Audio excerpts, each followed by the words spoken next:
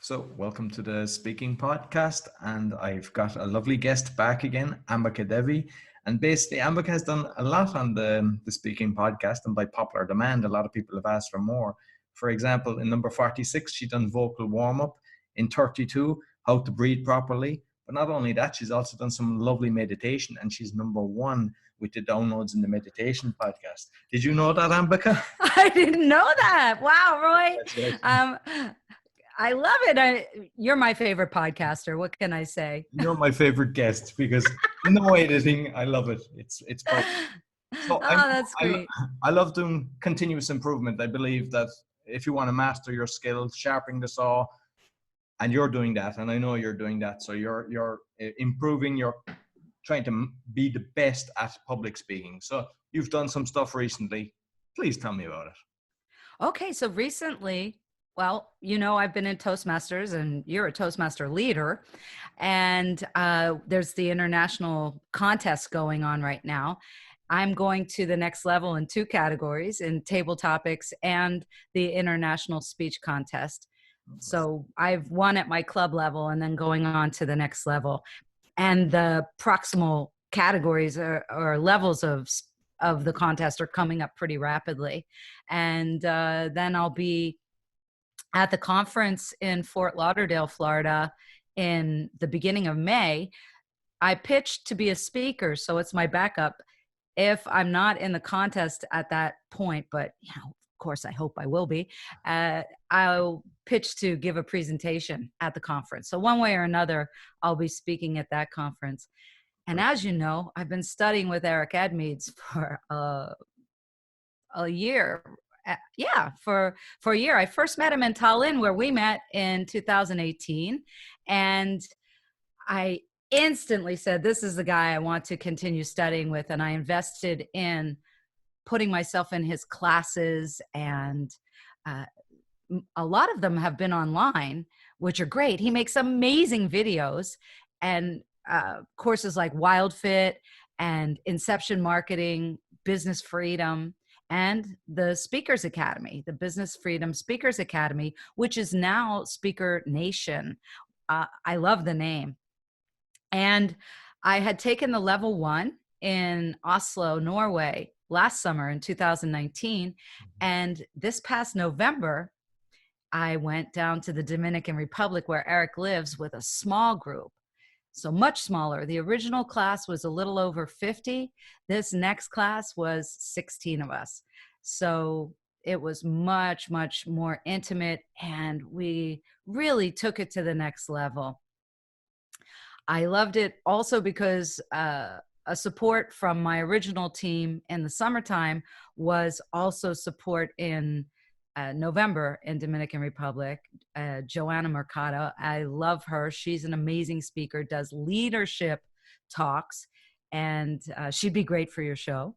And my good friend Rusty Lee, who's a fellow writer, was also in the Dominican Republic.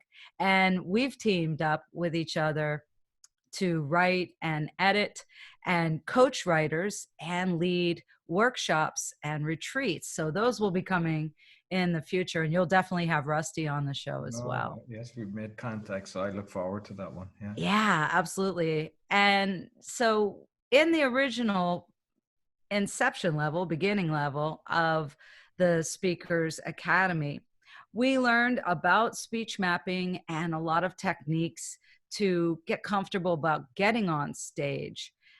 This more advanced level, we focused even more intensely on speech mapping, talking about how to take off into a speech. Eric calls it an F-15. It's like an F-15 plane that has to use a large percentage of its fuel to get off the ground. And he really gave us incredible information about crafting that. He brought in a really close friend of his named Bruce Music, who's from South Africa, has a lovely accent, much like you, but a little different.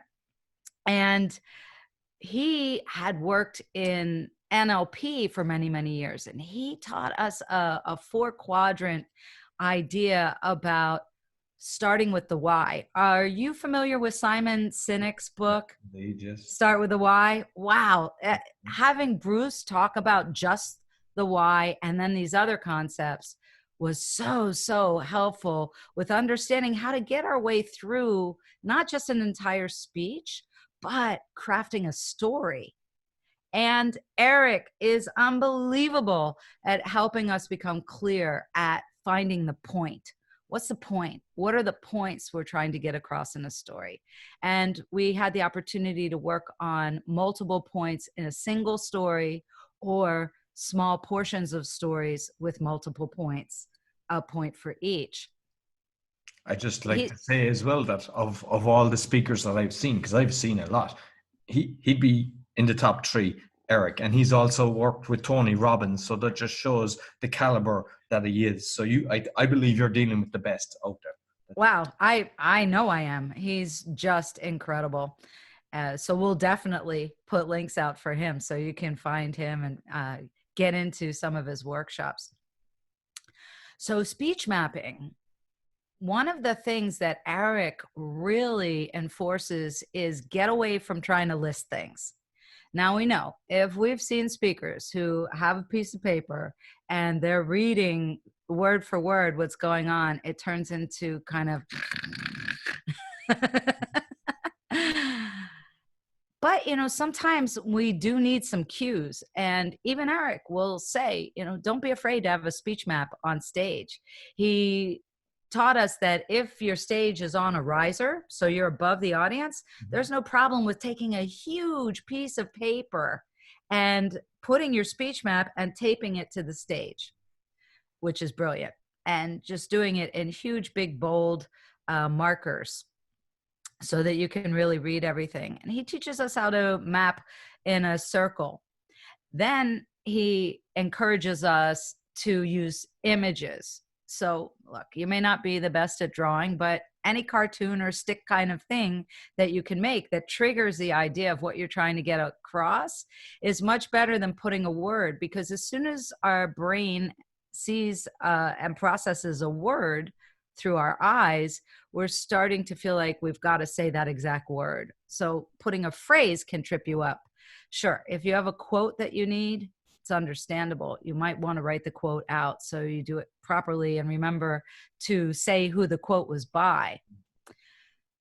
I also make arrows, and so let me show you one of my speech maps that I made while I was down there.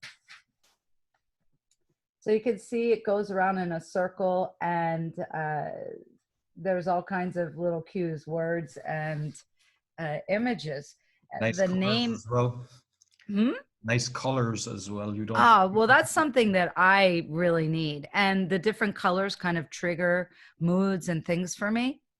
So that's why I use them. I have plenty of friends who just use a black or a blue or whatever color shows up. That's something I learned back when I was teaching art, that we all identify and are able to read and take in information with different color backgrounds. So it makes sense to me that if we're using a white background, different color pens work too.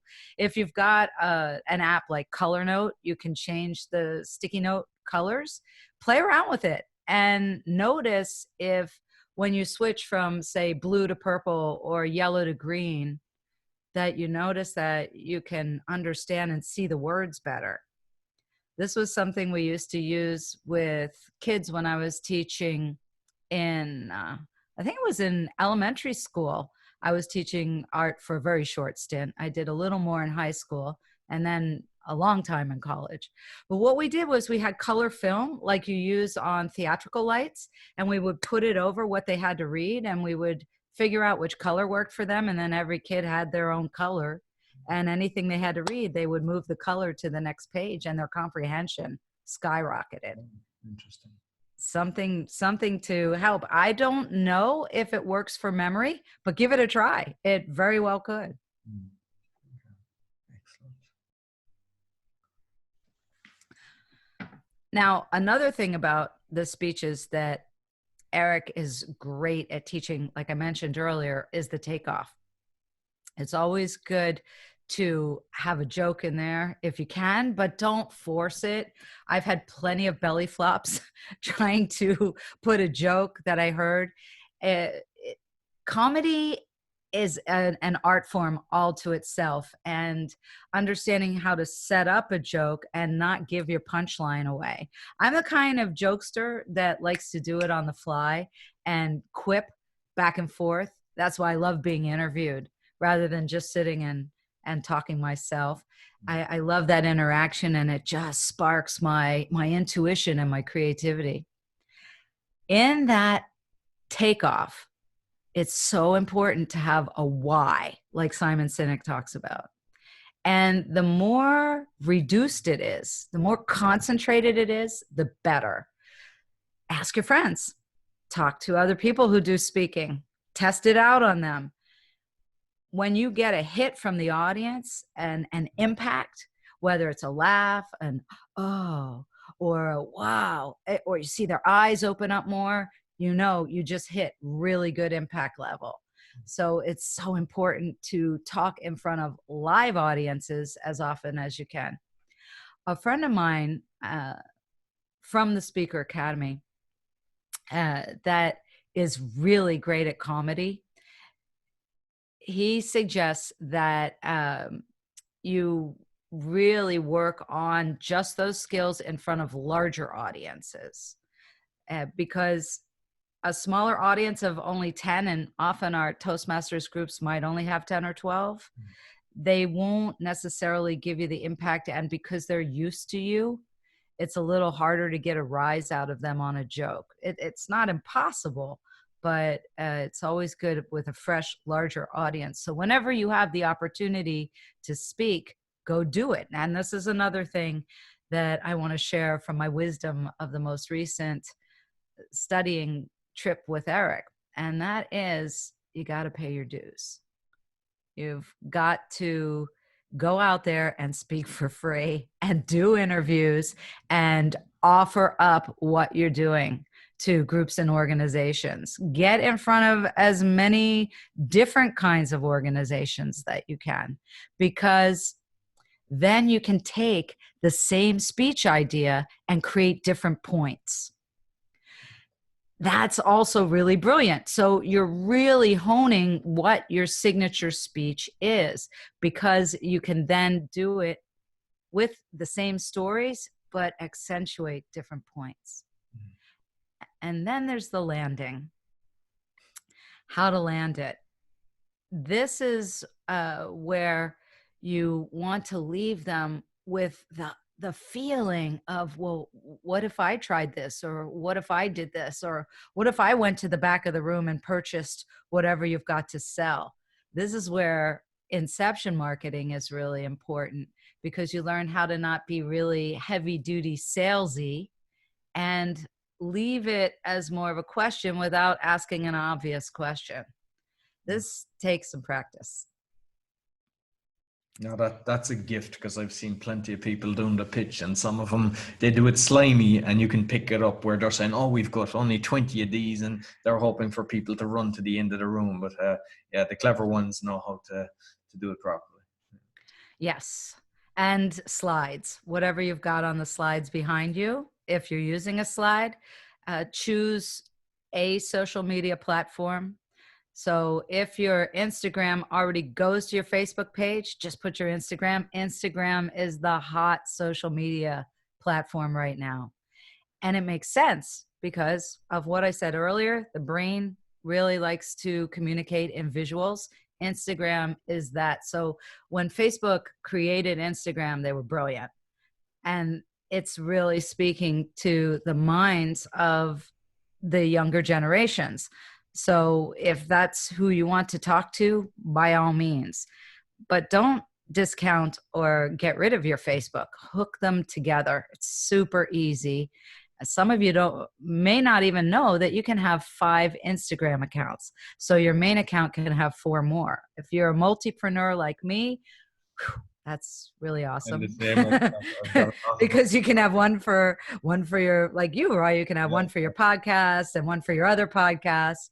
yeah. I can have one for my coaching and one for speaking and one for me as an astrologer.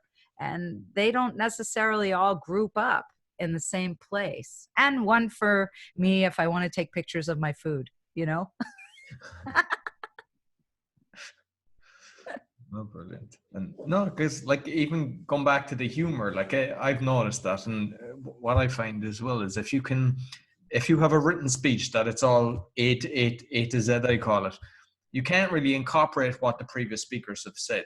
Whereas if you're speaking from the heart and you use like the mind maps, if somebody says something that you can put in as a joke or whether just incorporate it into your speech, people then realize that you're speaking from your heart, and I think it gets a better reception. Definitely. And with storytelling. So in our speeches, we're telling stories. Even if in the meaty part of it, in the belly of it, you are trying to give what information, specifics, and then how to. So this is great for teachers and people who are training. There's always an important need for stories because those stories are what really pull people in and get them interested and keep them paying attention. So as you're watching things like TEDx and TED Talks, pay attention to this. Look for those stories and then look at how they bring you back into the point. There's so many brilliant speakers who have made speeches on these platforms, and as you start to look at them, you'll begin to understand, this is why I really like this particular speaker. I'm relating to their stories and I'm understanding because they're making their point by bringing me into their world and painting a picture. Like what I do is I always kind of think, okay, well, how can I give value to the audience? Where some people, they'll do a speech and it's kind of more me. And it might be an interesting speech, but it doesn't really connect with the audience. But if you can mention something and you know that you're triggering something in the audience, then you've got a way better chance of connecting. Oh, definitely. I mean, I was a professor for so many years. I had a captive audience for 4 hours at a time. Poor things. And I was listing. So to morph into this, well, hey, I am a storyteller. I love telling stories. I'm a writer.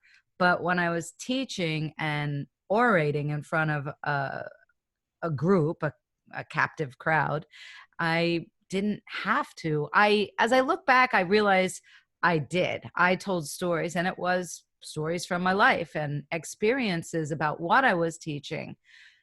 Wow, if I knew then what I know now, I would have been so popular in that school. Yeah, but it's all about continuous improvement, isn't it? It's like, It is. It's one of my mottos is when you stop learning, you stop living. exactly. So, Totally agree with you. Yeah, I yeah. actually said that at the last meeting. I said, yeah, if you're, because I'm always, I read, from 50 to 100 books. I do all different courses, masterclass, now Gaia, and everything. I'm just constantly learning, and I love it. And I said, if you're not growing, you're dying. Ah. So, what have you learned recently about speaking? What have I learned recently about speaking? Well, people have asked me because I've been a judge, and I rarely be a judge at these Toastmaster competitions. But I said I just kind of want to give back for the other clubs, and I was a judge for two clubs. I'm going to be next week as well. And people asked me, what advice could I give to the speakers? And what I actually told them is, I said, print off the judge's criteria first and work backwards, because you could have, and I know for myself, because there was times I had very funny speeches and I get past the club, but I would at the area, I might come third or something like that. And it was like when I looked at the judging criteria, especially if you've got the judges that are looking exactly at the proper points, if you know what you must cover, then you have a great chance of going forward, whether it's table topics or evaluation. So that's what I have learned. And I'm not sure, our competition now is in 2 weeks' time. I'm not sure, will I enter it or will I just try to, help some of our members to try to get onto the different levels. Go for it. Go for it. Why not? Yeah. Any opportunity to get on stage and talk, take it. That's That's advice I want to give everybody. Don't sit back on your heels. And I think it's really valid to want to help out as a judge, but stay in the contest until you're out and then be a judge. Yeah, yeah, exactly. Why not? Go for every single speaking opportunity you can get, and then go for more, and then go for even more. Go for blogcasts, to be interviewed on paper, and then you can turn that into something with a video of yourself talking about it. Upcycle and recycle everything you talk about. If you say something brilliant in an interview and it sparks an idea, write a blog about it, make another video about it, talk to somebody else about it, make a speech about it. Every time you are out and about, you're having conversations, and I guarantee every day you get sparked to the idea of at least 3 stories. Have a story journal. This is something that Eric talks about, story journals. And he recommended Evernote. I had been using Evernote for a while, but I only had a free account. I just recently upgraded. No, I'm not getting paid by Evernote. And but the thing was, I could only use it on 2 devices, and I have more than 2 devices that I can use it on. And I might be reading in my uh, Kindle pad, and I could come across an idea and think, wow, that triggers a story. You know, that's like something that happened to me. And I can flip over to that app and write it. And so Evernote's really amazing at being able to find your stuff just from a trigger word. And you don't even have to write a hash sign for it. So it's a good app. I know there's also Otter. People that were with me in Dominican Republic were really into Otter because Otter will not only record an MP3, but it will also transcribe it into written word at the same time.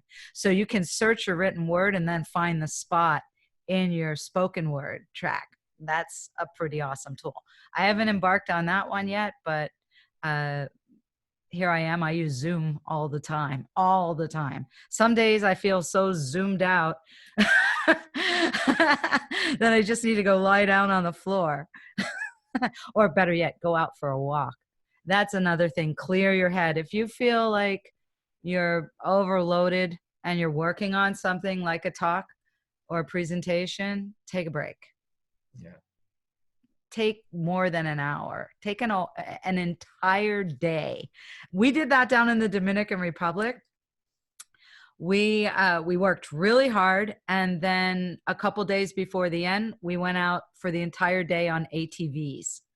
No. And I had never ridden an ATV before, and I was so psyched. I got on and I'm riding around the paddock and I'm getting it into second gear and around the corners and having a great time. And then we get out on the open road and I'm hearing backfiring noises, and I was in complete denial, thinking it was a car or one of the other ATVs. It was mine. This ATV shook me up so hard that entire day, you know, and man, I could feel it in my shoulder. I still feel it a little bit in my shoulder. And it turned out to give me numerous stories that, believe it or not, I can even use with my brand. So keep a lookout for those events. Something that Eric brought up to me in the very first BFSA that really stuck is, if you're feeling an emotional response, that's a story. Yeah.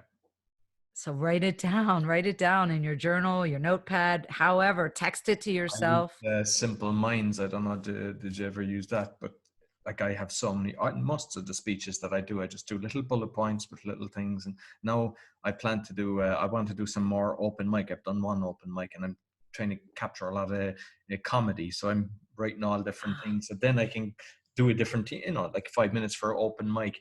But I find that the Simple Minds, because everybody has their phone with them, whereas you can put it on a computer and sometimes they don't really connect. You know, you might have it.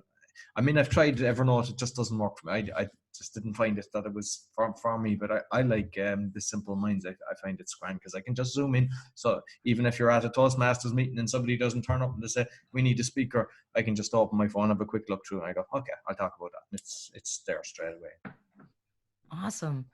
Uh, I Evernote's, I don't know if you've ever used it. You can capture entire web pages. So when I build websites, it's really nice because it will download the whole thing the same way it looks. Okay, cool. So that's another thing I use it for. So it works for me. It may not work for everybody, but thanks for that tip on Simple Minds. I love it that we're both giving tips. What else do you think the listeners and viewing audience might like from us today? I think the most important thing is not to get complacent, because I even remember one guy telling me that he had won the final in Poland, and then he took a year off and he came back thinking he'd be at the same level, and he wasn't, and he got a kind of a wake up call. So, don't think that, oh yeah, I'll start speaking and then I'm grand. It's like you said earlier, keep speaking the whole time, because, you need to, keep your skills there and improve. It's like weightlifting. Uh, if you don't use it, you're going to start losing it. I really think so. Sure, you could take a decent break, but a year off, I would think then you'd need to kind of start to build your way back up again. Exactly. Another thing actually is, I don't know, do you do it in your club? But we started doing it in our club, is having a body evaluator. So there's one person that's just sitting there to just tell you, okay, you're doing this, you're doing that. I've seen people where they go up on their heels, or somebody has swinging their arm, or just how they're moving on the stage. And every single person that is a body evaluator kind of interprets it differently, and you learn from that. So if there's clubs listening, I would highly encourage having a body evaluator. That's a brilliant idea. I do have people in my club that keep an eye on that all the time and tend to give feedback on that. But if your club is so focused on the speech and a smaller range of evaluation, that's a really great idea. Here's, speaking of that, I just got another thing that, from what I learned from Eric. There's so many things that we want to focus in on in a given talk or speech. Make little cues and put them in a bowl, or I'm sure you could do this electronically in your phone. Things like body language, being more visual, being more kinesthetic, being more auditory, movement, placement. The list goes on and on and on. I'm sure you can throw some more in. And then before you go to give a speech, choose one and make that a big focus. It's kind of like the idea of what Toastmasters does with the word of the day, and then we try to put the word into what we're talking about. Also, it could be a particular type of body movement, or a particular type of voice use, or, oh gosh, what else can you think of that would be things that we could just add one little element to make more elevated? Even using the stage, because I know that some people, like I tend to anchor myself when I'm speaking. Some people, if they're telling a story, they'll go from left, middle, and right as it progresses. And then there's others that kind of use it back and front. And I think that tends to be, there's very few do that, where they're coming very close to the audience. But I think that has a great benefit, because you're getting close and up and personal. So I think your stance on the stage has a big impact as well. Definitely zones on the stage. You could denote areas on the stage to be for certain things, like the past is over as you're facing the audience to your right. That makes sense to the brain because it's to the left, and we think of the left as past. But if I was over on the left side of the stage, no, that wouldn't make sense. I'd have to go over to the right. And then Eric gave a Tony Robbins tip to us.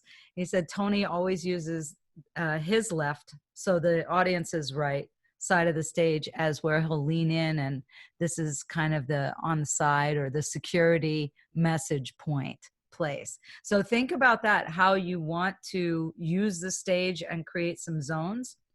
If you're talking about backing up, you could always back up. If you know you're going to be talking about coming forward on something, start a little bit further back and then move forward. Yeah. And the hand movements as well. Like we look at that because sometimes people use it in a certain way, like say, oh, my brain is, and they're touching the hand or my heart. But there's other times where people are doing, let's say, the Italian, where the hands are just constantly going. And That would be more like me. But I believe I have learned to tone it down. You have to be comfortable. You have to be you, but definitely not with arms straight down by the side. What was that? There was a movie or a TV show. Oh, I can't remember, but where they were busting on Raquel Welch and that she danced with her arms stuck to her side. I can't remember where that was from. If somebody remembers, put it in the comments. Raquel Welch, we respect you. I don't remember because I'd done a kind of like a 1 day thing with Eric, and he was doing a thing where they were tapping your hand just to try to be able to speak with the hands as an form of expression. Yes. This is where feedback ideas from Eric differ from Toastmasters. One of the things that we did in the first level of the Business Freedom Speakers Academy was a way to get over ums and ahs and things like that. Whereas in Toastmasters, there's a clicker, like you train dogs with, which works. It's Pavlovian. It works, right? People are hammering is it a xylophone? I don't know what you call the instrument, or the triangle. But I didn't like that, so I printed off a sign that says and we just get somebody to hold it up, so it doesn't disturb the speaker. We have this little clicker thing, and I believe it's what they used in Catholic schools when you were misbehaving. I've seen this definitely used in movies. Obviously, I love movies. Ours is a clicker that you would get at a pet store. And if you or do something else with your speech that could be better and improved upon, you get clicked. And the click counter, who is often our word grammarian, keeps a tally of it and gives you feedback. Now with Eric, what we did was we'd have somebody stand behind us, and anytime we did something like that, they would just touch us lightly. It was instant and in the moment and kinesthetic. We felt it. It fixed it so much quicker. But in Toastmasters, we don't have somebody up on stage behind us. So this would be something you'd have to buddy up with and do with a friend or a small group. In a workshop, why not? You could even do it. You could do it. Your club would probably do it. I posted to my club so far. I haven't gotten a yes on that one. Yeah. It's open to anything, so we can, It could be an evening, I suppose, like an evening theme. Oh, brilliant. Oh, cool. So listen, it's been fantastic. I know that there's plenty more that we talk about, but I want to put it into another episode. And how can people contact you, Ambika? The best way to find me is myname.com. So it's my full name, ambikadevi.com. And I'll spell it out for you. AMBIKADEVI.com. From there, you can link over to my coaching site, which is ambikascoaching.com.